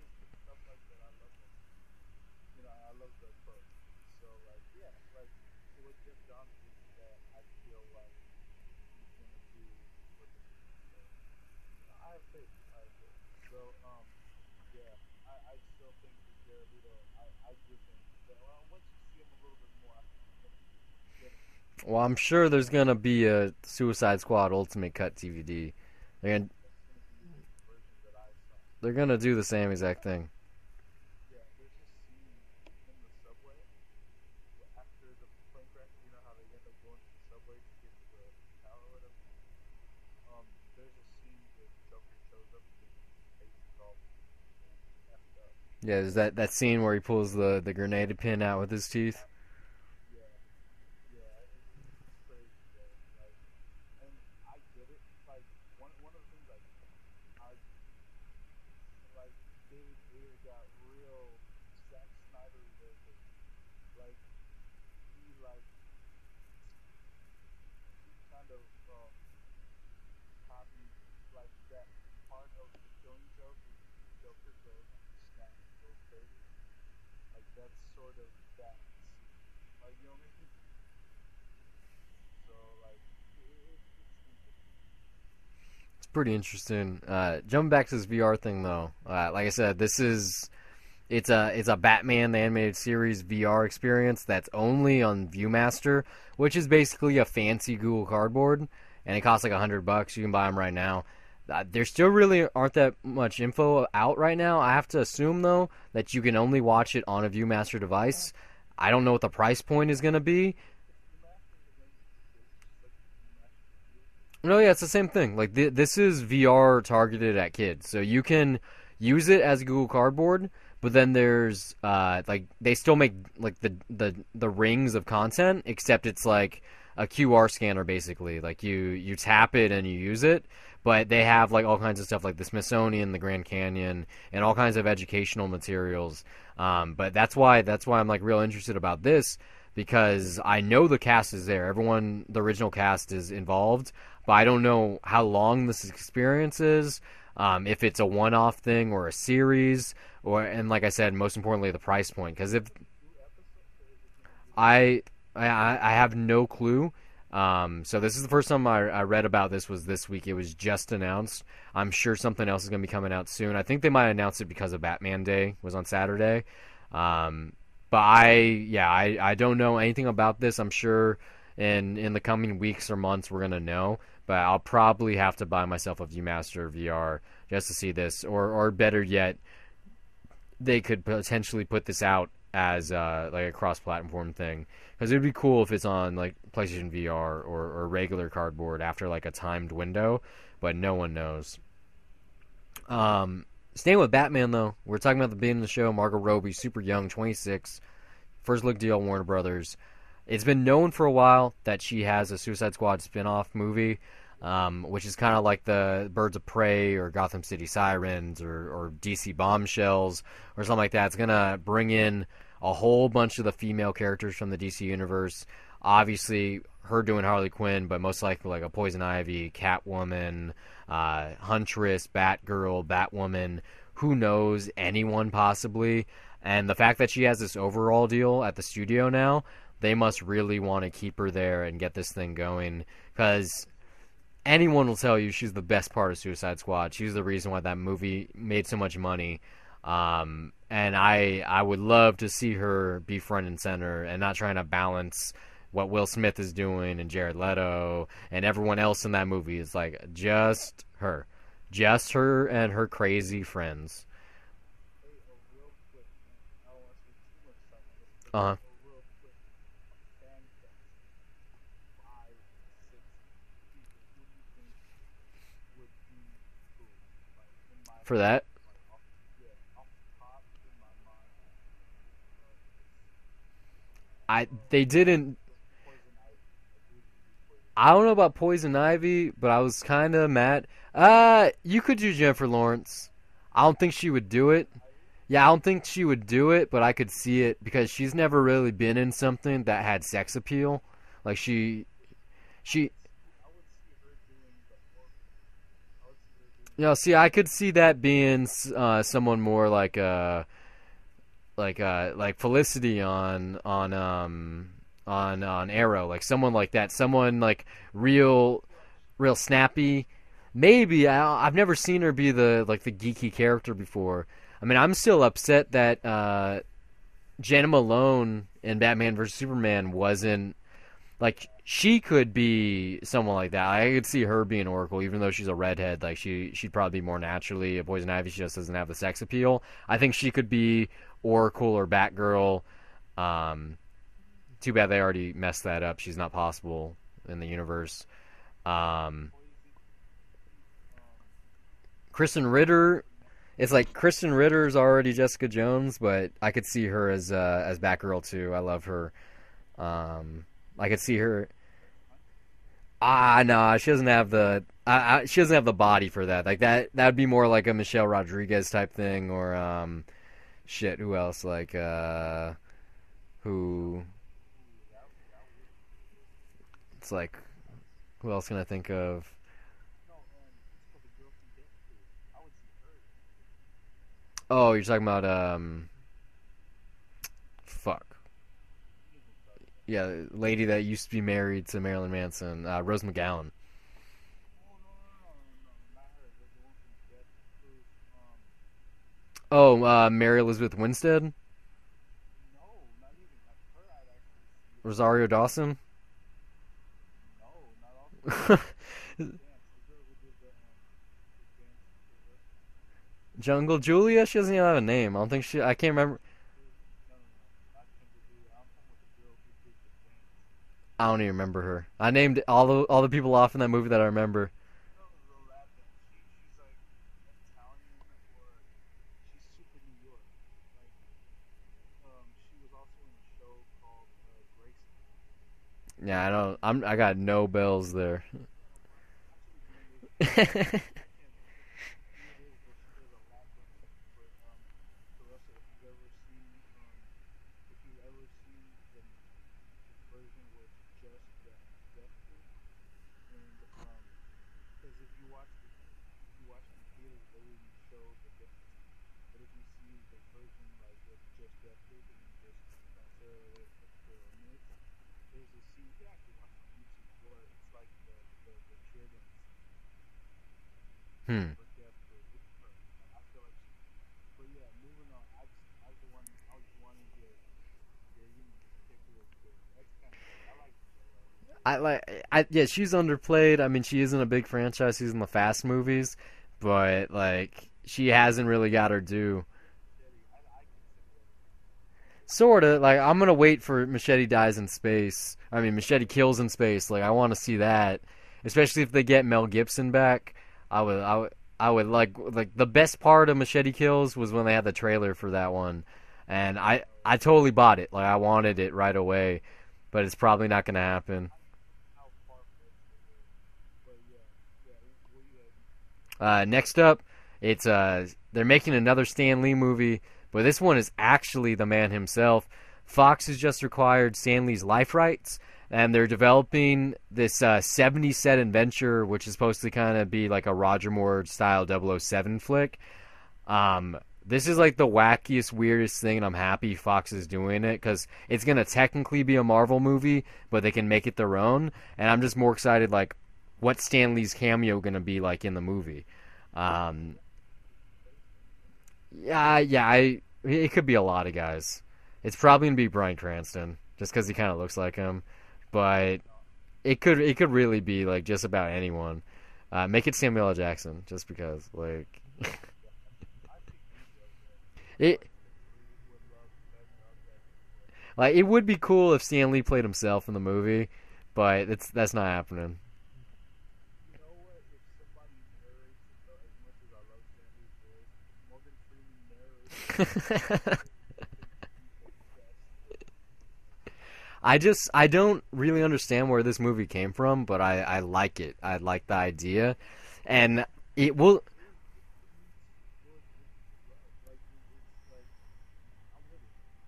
It's gonna be interesting because this is probably not gonna be in theaters for like another 2 years or so, and by that time, like, where the movie's gonna be, like, this is probably gonna come out after Infinity War Part One, after like the Defenders happens on Netflix. Like, we're gonna be in a whole nother Marvel universe at that point. There's gonna the Spider-Man: Homecoming is gonna be out. Like, all of the heavy hitters, Thanos, we're gonna see them on screen already, and then this movie's gonna come up out of nowhere. And like, I don't even know if it's the kind of thing that people would watch, but I know I'm going to. Um, so I'm. I don't want to the negative things he did it. hmm I just really hope, like, I'll make it positive. I really hope Stanley's still alive. Yeah, I he better be. He's kind of getting up there. He's pretty old. Like, he's he's he's spry, but yeah, no one lives forever. Exactly. Maybe just Stanley. Yeah, oh yeah. Oh, It's yeah. like everyone's grandpa. Yeah, he is. If Tom Hanks is America's uncle, he's definitely America's grandpa. I've never heard someone call Tom Hanks that, but that's totally true. Or like the everyone's stepdad. Yeah, he is. He's everybody's little league coach. Like, yo, like, I love him. I love Tom. Yeah, man. Oh, I'm so on board for this. I would watch. You know what? I would watch Stan Lee's life if Tom Hanks played Stan Lee. I can't see Stanley doing. I mean, I can't see Tom Hanks doing it because I don't think he could grow the mustache. What are you talking about? Did you watch? Uh, what's it called? Saving Mr. Banks. Did he have Oh yeah, he did have a mustache in that. It wasn't a Stan Lee mustache though. Wait for it. Yeah, it wasn't a bushy one. They could put makeup on him, but I don't like. In my opinion, if you're playing a character, like, imagine Hugh Jackman if his Wolverine mutton chops were prosthetics. It would ruin it if you knew it was fake. That's true. That's true. And you know what? There's a couple. Actually, I'm curious to see if this can be like young Stanley. Yeah, this is supposed to be the 1970s, so he'd be like 35 or something. Yeah, but like young. I'm talking about like Ryan Reynolds. Like, you know what I'm saying? Like, Ryan Reynolds is actually old. He's like, I think he's in his 40s, like his early 40s. he's like, I feel like they're gonna play him like Chris Pine. I wouldn't mind seeing him or like. Because the thing is, I've seen Chris Pine do character stuff. I think it's decent. But or somebody that's a character actor is what I'm saying. Like, just, I mean, Bryan Cranston is a really good character actor, but I want to see what they can say, like John Hamm, or give me somebody that I'm not expecting. You know what I'm saying? Like, I want to see where they throw themselves when it comes to that movie. I want to see that. You know? Maybe in the sequel if we get one. There's a couple of reboot news that came out this week though. Before we move on to Okay, no, no. we're almost gonna move on to just regular movie and TV stuff. The first one, we're talking about Kevin Smith earlier. Todd McFarlane was on Kevin Smith's Geeking Out on AMC, and he announced that there's gonna be a dark R-rated Spawn reboot eventually that's being written right now. So talking about this for a second. yeah, no, yeah, he's been talking about this forever. I didn't watch the interview, but apparently he was like basically saying like, "Oh, this isn't gonna be like the '90s version with John Leguizamo." It's like, dude, that's a good. Well, the movie's not good, but John Leguizamo is good in it. Like he makes that movie a must watch. Like his performance is so good. That movie is not good, but he's good in it. I think that's my favorite John Leguizamo performance. From what I heard, they made it where it's like it's like a cop movie, and like Spawn is like in the back, not in the background, but he's almost like just a presence, Huh. and then you see him like up close.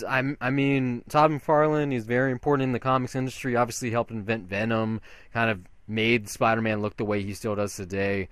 But he's more important because he created Image Comics with other not publishers, but other creators who own their own products. And so, Spawn is important because of that. It's one of the first really successful third-party like indie comics out there that's also like mass appeal and a superhero. But I've never read a Spawn comic. I mean, I know Greg Capullo started on working on Spawn. Lots of people have. It's like a lot of people have come out of the shop. Like Todd McFarlane's helped a lot of people's careers start. But I don't think Spawn's really held up. Like I don't think it's a property. Yeah, it's like no one ever talks about it. Like a movie could be cool, but I don't. I like, okay, the other reboot that got announced this week is that Troma is making the Toxic Avenger again. That has a way bigger chance of being successful, in my opinion. Is it with Adam Goldberg? Yeah, the guy that co-directed Sausage Party. So he's gonna. This is his first live action thing. He did other stuff like Shrek 2 and like Kung Fu Panda and some stuff like that too. The what's it called? Yeah, I was about to say the DreamWorks stuff. Yeah. So this is. I have to imagine if it's a Troma film and it's Toxic Avenger, got to be R-rated. So this is two potential R-rated superhero films, which everyone knows is hot because Deadpool made a lot of money, and then also BVS Ultimate Cut is also rated R for some stupid reason, and then like the real horrible Killing Joke adaptation, same deal. So people are trying to make. Yeah, no, nope. That's like not even talk about that. I guessed it on an episode of Cynical Cartoons, and I talked about it with like a couple other people right when it came out before it was even on DVD. Oh man, no, like, yeah, you can't say enough about how bad that movie is. I'm not even gonna. But yeah, so yeah, man, trauma. It's like this is like funny timing too because I just rented the first Toxic Avenger on Vudu. I haven't watched it yet. Like I've seen clips of it. I remember the cartoon as a kid. Like I had some of the toys, and but like I don't think I've ever seen the first film all the way through. So that's why I rented it a couple of days ago. It was like a dollar. No, it was $1.99 on Vudu, and I think I still have the rental for like 15 more days. So this is gonna motivate me. But it's an interesting property. I don't think that this is something that would work in theaters though. Like I think it's way too niche, especially if they keep like the same tone where it's like a satire and it's like basically exploitation with like a porno basically. Like those Troma films seem like it's a porno film without the sex. But then in the case of the Toxic Avenger, he still has sex. So Yeah, he does. Yeah, I bet you a lot of people would be mad if you cut out the sex. probably, I mean, just it's the people that are fans of that character. It's like he's gotten so many. I think he has like 5 or 6 movies, and he's had a couple cartoons. He has like comic books and toys. Like I don't even understand it. Like Toxie's a cool character, but he really blew up, like literally. He did. Yeah, I mean it's crazy because it's not even like the best comic, but like you know what I'm saying? Oh, there's this geeky janitor that got hit with some toxic waste, and now he's a superhero who's super ugly. It's like. It's like that scene where they're weightlifting and the guy's like face gets caved in. Like that's it's worth watching the movie for that. I'll be looking forward to that in a couple of days. But here's the regular movie stuff that John. I could see that actually. It'd probably be really good. I think it's Fox Luca, like something like that. Something like that, like an actual wrestler who like could do the real like the action scenes himself. Yeah, with even face paint and He doesn't play Kane. He is Kane, man. He is Kane. Like I'm pretty sure when that See No Evil movie came out, they just were like See No Evil starring Kane. Like it wasn't his real name. It wasn't Dwayne the Rock Johnson. It was just Kane. He doesn't have any response. If anything's in the response, his government. Right? Yeah, he's Batman. He's Batman. Then we have the Batman who's the Kane. and the person that's using him just to cover Kane. So this is the end of the show. This is the regular movie stuff. It's some of it's less interesting, some of it just is. This first one isn't though. This first one is awesome. Mad Max, we've known for like basically since Fury Road came out. There's been an announcement that there was a black and white version of the film. Turns out it's real. It's going to be coming December 5th. There's going to be two Blu-rays put out. One is called what the hell is it called? It's like the Wasteland Experience or something. It's going to be all four movies, including the black and white copy of Fury Road, and Fury Road's going to be available as a 4K ultraviolet copy. And then they're also going to put out something called the Fury Road Black and Chrome Edition, which is both versions of the film on Blu-ray with a whole bunch of special features and I think a new commentary and stuff. So like I said, that comes out December 5th, that Tuesday. So if you haven't bought it yet, that's going to be the reason to. I really hope that version is in 3D too, because I saw it twice in theaters. It was way better than 3D. But the bigger news is that Mad Max The Wasteland, the rumored Furiosa prequel, it's rumored to be starting development later this year. So who knows, especially with how long production took on Fury Road. This movie could be coming out like 5 years from now. But it's interesting. Like, if the rumors are true, this is not going to have Mad Max in it. It's going to be just Furiosa and like how she became the war rig driver, like how that happened. So it could be really awesome. At the very least, this Christmas. No, they kill her off in Thunderdome, I think. Well, Furiosa's like way. I don't know. Like the timeline is so messed up. Like I don't even. She's so old now too. Like I'm not sure she would want to be on camera. Um, I don't know. Like with what they did in Fury Road, I don't think Bartertown would make sense in the rebooted universe, because like when you have fuck, I forget what they call the main place where the water is. But when you have that and Oil Town and Bullet Town or whatever the hell they're all called, like Bartertown makes like very little sense, because it's like, okay, we got the place where they have water, we have the place where they have gas, the place where they have the bullets. Why would like some random place where it's like basically a swap meet need to exist, like the flea market? Like maybe I want to get a timeline. Like I want to clearly the first Mad Max is number 1 and then it's Road Warrior, but then like does it go Fury Road and then Thunderdome? Because the way Thunderdome ends, it's like it kind of makes you think it's the last one in the franchise. So I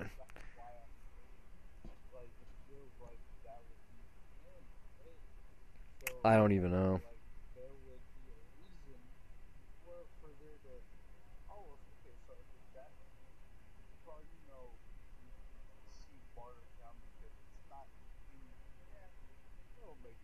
Well, I mean, it's not really a spoiler now because if you haven't seen Fury Road, get a life. Like you should have seen it a long time ago.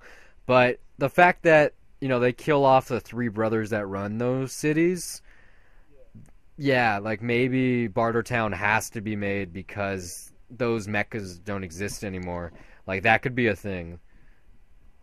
Matt Tom Hardy wasn't a good Mad Max. I still wish that they like got Mel Gibson in it as a cameo.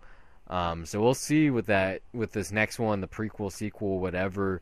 George Miller's pretty old too, so hopefully he gets this one done before he dies.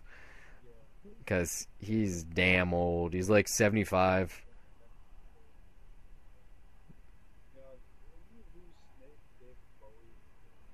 Man, that's nothing. And some people died this year. Like my grandpa died a couple of weeks ago. Like I feel like it's like Julia Louise Dreyfus. Her dad died like 2 days ago. Like this is just like the worst year. Prince, like so many damn people. It sucks. It's like there, there's gonna be one more person. There's gonna be like someone big still. And it's gonna like ruin everyone's work. Like I'm not trying to jinx it. I'm gonna say like it's not gonna be like most of the people. That's what I'm saying though. I think they will, like, because most people that died, like Anton Yelchin, a lot of people didn't know who he was, but I mean that one hurt, but it hurt a lot. But like a lot of the people that died this year, they were already like done. Like David Bowie, even though he put out an album this past year, his career was kind of done. Prince, his career was basically done. I feel like someone huge, like let's say like Beyonce, okay, like someone that everyone knows, like that could happen.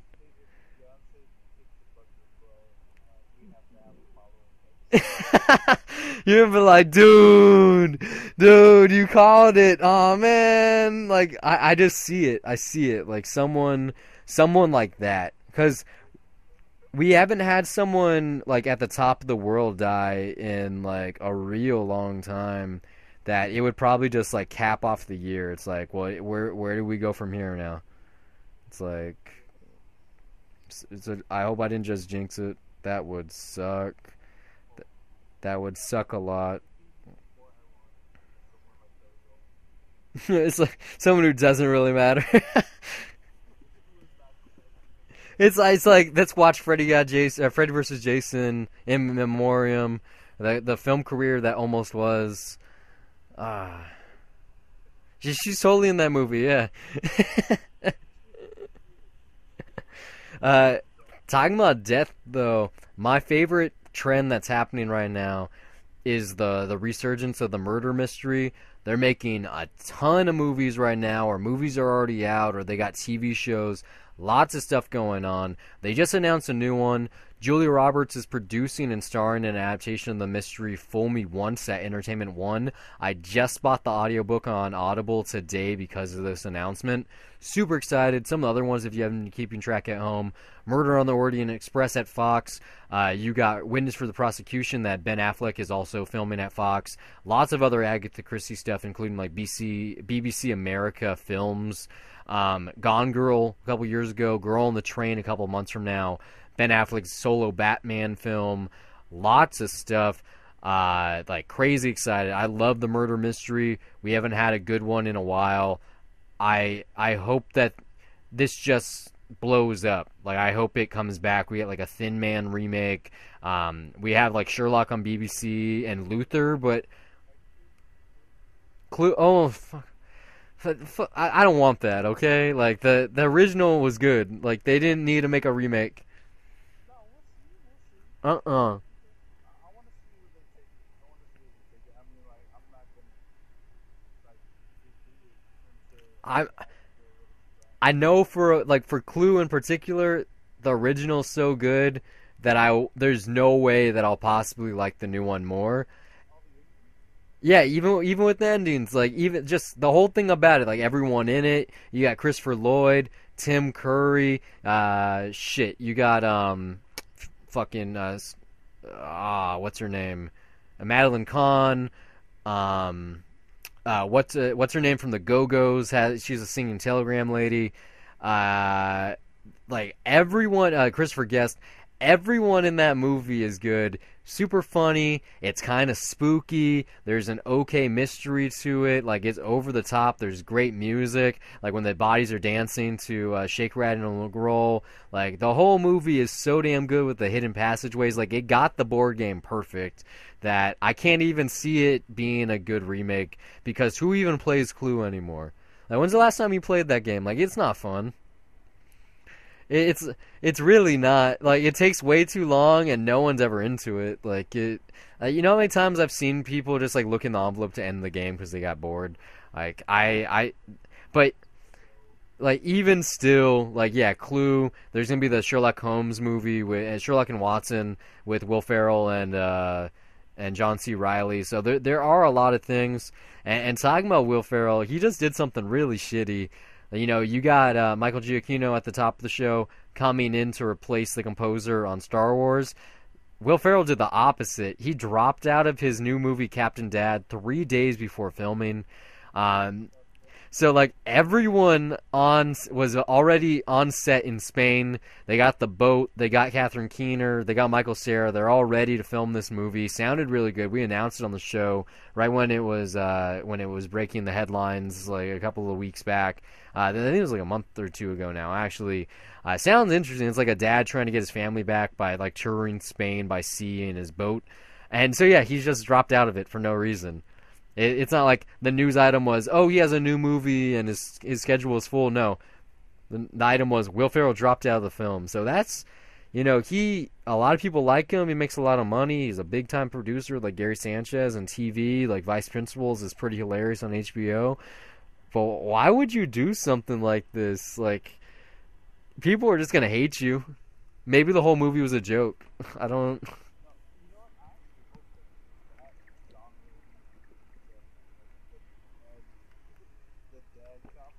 Yeah, because when I read this when it first came out, I was like, this sounds a lot like Captain Ron.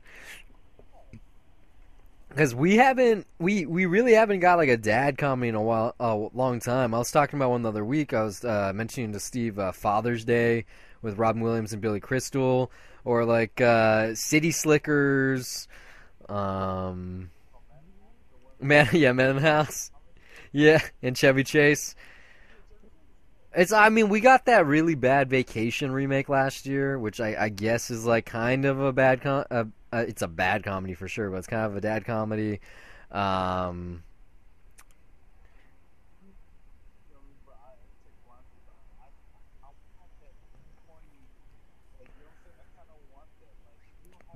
the '90s comedy.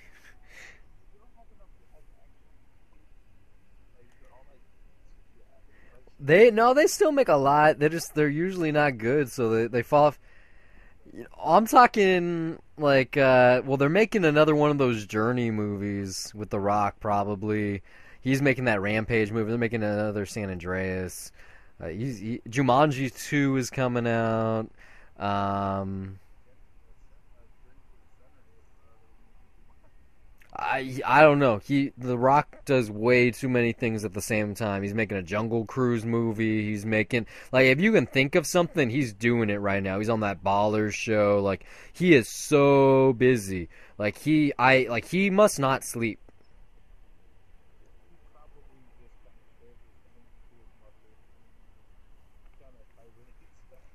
Like I didn't even mention the Fast and Furious movies. Like he seriously does not stop moving.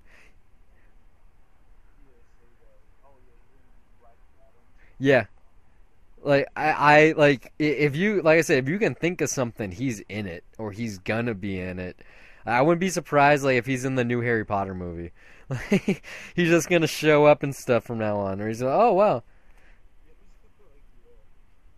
he's so busy. Like let's hope he doesn't start dropping out of stuff because that would suck. People would be real sad about that.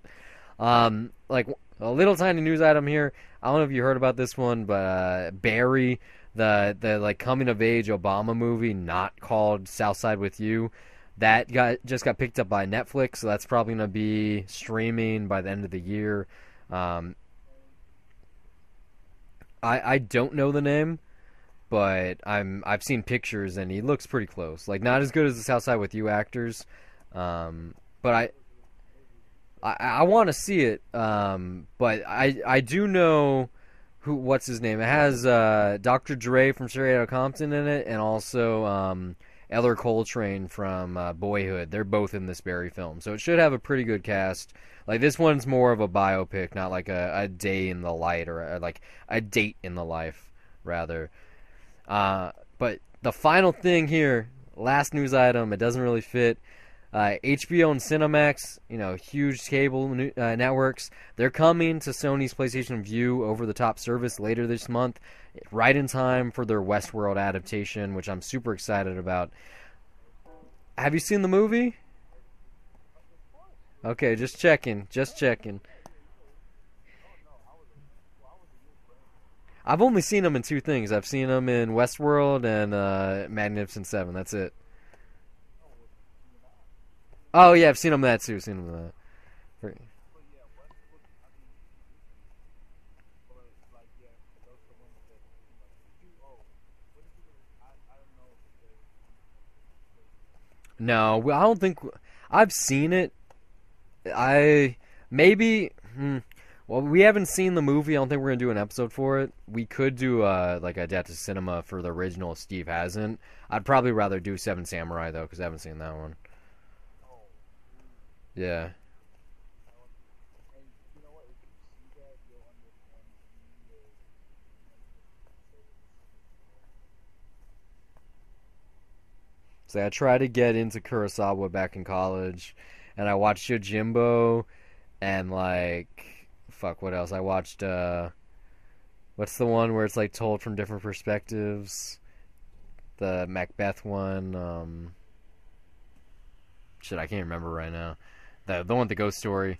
Yeah, I watched that one too. What's the name of that? It's like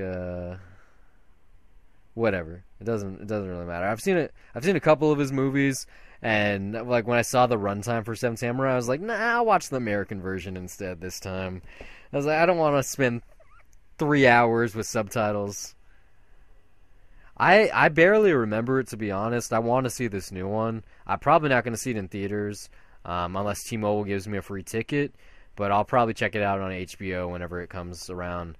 But in terms of PlayStation View, HBO and Cinemax can be available for $15 each on the streaming service, or you can watch them just on HBO Now, which is separate. And it's going to be the first time it's on Sony consoles. Do you know what PlayStation View is? Have you heard of this? no, So it's what's called an over-the-top TV network. It's the same thing as like Dish's Sling TV, or later this year there's going to be DirecTV Now. Next year there's going to be Hulu, whatever they're going to call it. It's probably going to be like Hulu Now. There's a couple other versions out there, but basically what it is either live or delayed television through the internet. And so like your local stations, it's like what? it's like easy. I can do it like my local box. Sorta, yeah. Like as of right now, PlayStation View is only available on PS3, PS4, Sony TVs, Sony Blu-ray players, and like a couple of other things like tablets and phones. Like I don't know if it's on the web yet, but it's like pretty cool. It has like a cloud DVR. You can watch like the last 5 episodes for any popular stations. It has a lot of coverage. There's like different packages you can do, but the real thing is that there is no annual contract. You don't have to sign up. You can do it month by month, just like Netflix or anything else like that.